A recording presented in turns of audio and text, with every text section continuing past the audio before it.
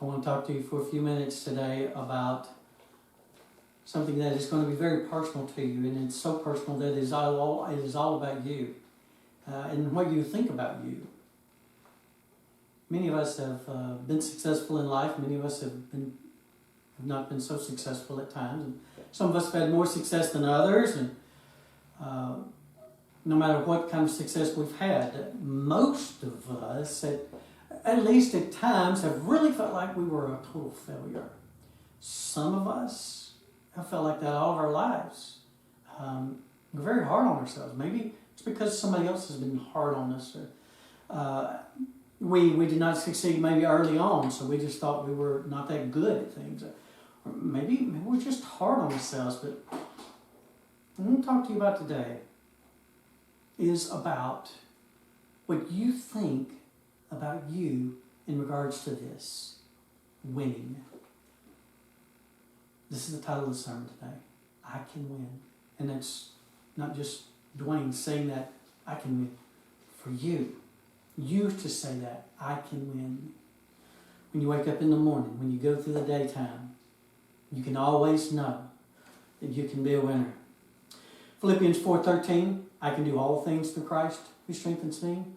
I can do all things. All things. That can is not, well, you can, but you usually don't. It's not that. The can that I am using today, I can win, is one that can change to I will. Rather than I can, we can say I will. The reason the word can is used here is because we have a choice. I can win in the greatest battles in this lifetime. Moment by moment, day by day, and even when the world doesn't think I have won. And when maybe I've failed in the physical realm, I can still win for the eternal realm whenever I've chosen to live for Christ. We can still win on a much deeper, a much more magnificent, much more important level, the greatest of all. We can win. We can win the battle of life for eternity. Whenever we choose Christ, we not only win here, but we win forever. We do not lose. Let me mention a couple of different things. A comparison here. First is the word gift. We can get a gift without doing anything except receiving it. All right, good. Somebody else paid for it. Someone else maybe wrapped it, brought it to us, whatever the case may be. All we have to do is receive that gift. But winning is different than receiving a gift. Winning involves action. Winning involves doing something to succeed. To win is to succeed by taking action that results in success. So the actions that we take, many times we are convinced that the results are not successful. But we need to comprehend what this passage of Scripture that's going to be read here in a little bit is trying to say to us. And what the Bible as a whole tries to say to us in regards to the fact that no matter what goes on in our life, no matter how successful in the world we are, no matter how skilled or talented we are, that we can always be on the winning side, be a winner, and we can know that about ourselves, not to be arrogant, but to know that since Christ is living in us, that we do not lose because Christ makes us, enables us to win.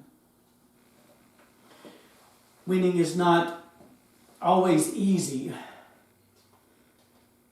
Many of us feel like we lose a lot, and by some people's interpretation, maybe we do. But by God's interpretation of winning, Satan can knock you down so hard that you may not want to get back up. Been there? I have. Satan can knock you down so hard you may not want to get up, but he cannot keep you from getting back up. You may not want to get back up. Satan may be trying to push you down, but he can't stop you. Your want to does not determine your decision. You can still choose to win Even when the desire is not there. We need to work on desire, of course. But even when we don't feel like it, we can still win. No matter how hard Satan knocks us down, we can get back up and keep going. Satan will try to convince you that you are a loser. Has he told you that? A lot of folks, he tells that all day long. Yeah, see that? Ah, you're a loser. Ah, he ain't no good. He will try to convince us that we are a loser, but he cannot make you lose. He cannot. It is impossible. Satan's will, Satan's desire for your life. If you choose to go by his guidelines, with his will, his desires, you do lose daily and you do lose eternally. It's always the case. But now Satan didn't make you do that. It was your choice. In God's will, when you choose to do what God desires for you to do, you win daily and you win for eternity. Always. The dividing line that is crystal clear to God is where you have chosen to be. When you've chosen which side you've chosen to be on. God's or Satan's. Satan will try to convince you that God is not on your side. Sometimes we feel like God's not paying any attention to us at all, don't we? We have gone through some difficult times and just say, where in the world is God? He's busy doing other stuff. Some people, when they pray, talk about God must be busy doing all the other things in the world, taking care of our president and all kinds of different things. So he's maybe too busy for me. No, that's Satan's lie. He convinces us, tries to convince us that God is not on our side, but he cannot get God to change sides.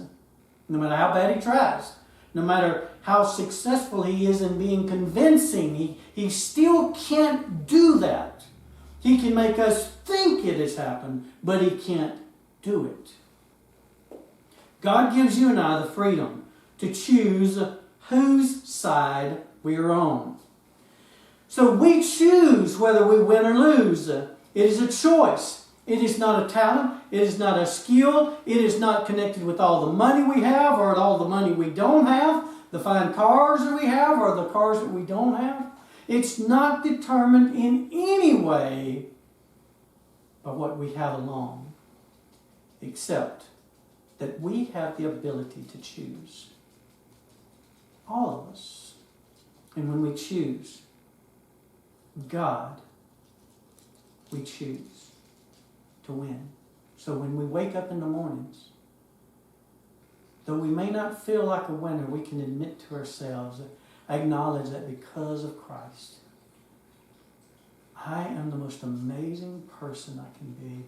And it is an amazing person. I am a winner. And I'm going to be all throughout the day because I'm going to choose Christ moment by moment.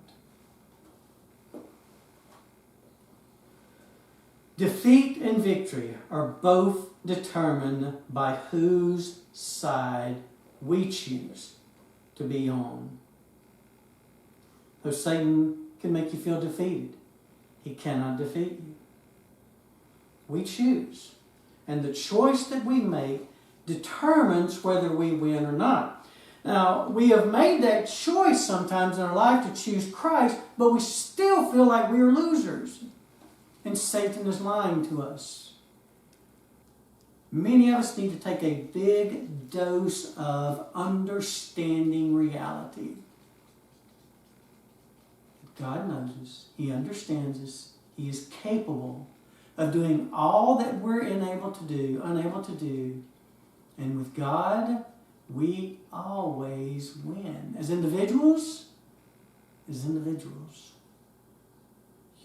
individual. Not just individuals like overall, that we average it out and it turns out that we're above 50%. You can completely win winning in the eyes of God Himself. You listen to these words from Isaiah chapter 40, verses 28 through 31. It says, do you not know? Now, I can understand why Isaiah would say this.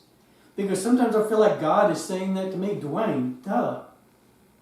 Don't you realize this? I mean, we've been through this over and over again. Dwayne, wake up. Realize this. Do you not know? Have you not heard? The Lord is the everlasting God. Do you remember the ever-ready bunny? The Energizer bunny from years ago? It just kept going and going and going. Christ has been from the beginning and He will always be. He is everlasting. And no matter what is going on in this world, we can understand that. As real and amazing as He was 2,000 years ago, He is that for you today. The Lord is everlasting. He is the everlasting God, the creator of the whole earth. He never becomes faint or weary. Okay? We become faint and weary, don't we? Yeah, we become tired. We don't feel like we can keep going sometimes. And so many times when we feel that we're in that position in life, we know that only God has helped us get through. He never becomes faint or weary. And that should encourage us all. Because when we do, we know that He's just as ready to go as always. There is no limit to His understanding. We don't understand things perfect in life, do we? And so many times we live our lives with... we live a defeated life because we realize that we can't understand everything and we just kind of give up on understanding. But we need to understand that there's no limit to His understanding. And when we choose Him in life, He shares that with us. He allows that to penetrate our lives. There's no limit to His understanding. He gives strength to the faint, been there, done that, and strengthens the powerless. So even when we have nothing, no power, talking about untalented, unskilled, unable to succeed according to the world standards, when we have nothing, absolutely nothing, we can remember that He strengthens the powerless. Youths may become faint and weary, and young men stumble and fall, but those who trust in the Lord, those who choose Him, those who trust in the Lord, will renew their strength. They will soar on wings like eagles. They will run and not become weary. They will walk and not faint.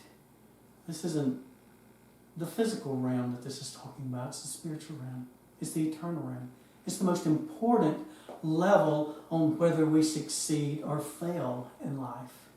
All of the other areas of life that we may win or lose in are trivial compared to this.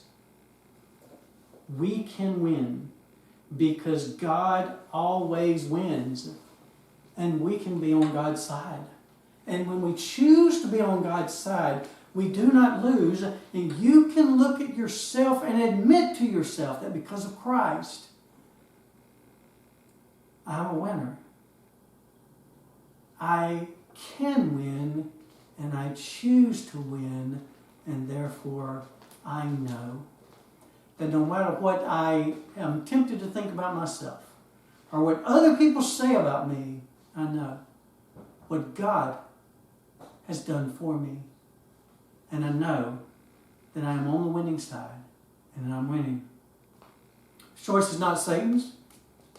This choice isn't even God's. They already chose which side they're going to be on. Now, you have chosen which side you're going to be on throughout your life. Up to this point in this sermon, you have chosen, you know whether you've been you've been wholeheartedly living for God, or you've been just half-heartedly trying to straddle the fence and do what's right sometimes, but we choose to do something wrong occasionally. I'm not talking about that kind of life. That is a choice to do what is wrong. Because when we're on God's side, we're all in. Whenever we are living right, we choose to live an amazing life. So wherever we are right now, I want you to realize that you can, you will, you must choose to do what is right. And then you win, and there is nothing no one can do about it. I say you must. That's an appeal to you. Christian life is an amazing life, and I hope you understand that.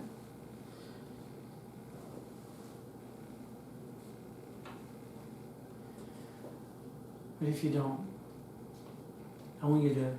I hope that you will realize that with God, you are victorious. You can realize that you are not a loser, but that you are a winner. Here's something we cannot forget. We choose. Now, we choose whether it's an intentional choice, conscious choice, or an unintentional or subconscious choice. We wake up and we just sometimes just go along about our business. We need to intentionally make the choice to do what is right. Sometimes it's become such a repetition habit that we choose God always. We're just doing this, and we would not dare do anything else. I hope that we're all getting there or are there already. But we make the choice, whether we realize it or not. If we do not choose Christ, by the way, we have chosen Satan.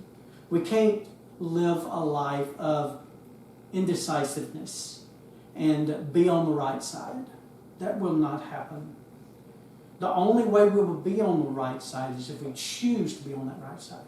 And when we choose to be on the right side, when we choose the right master to serve, we always win. You win. And there is nothing Satan can do about it. There is nothing anybody can do about it. You are an amazing creation. When you choose to go with God, choose to allow Him to lead your life, you win whether you feel like it or not, whether the world thinks you have or not. Realize that the one who understands it all, knows it all, He knows that you are a winner. Ladies and gentlemen, choose today to win. Thanks be to God.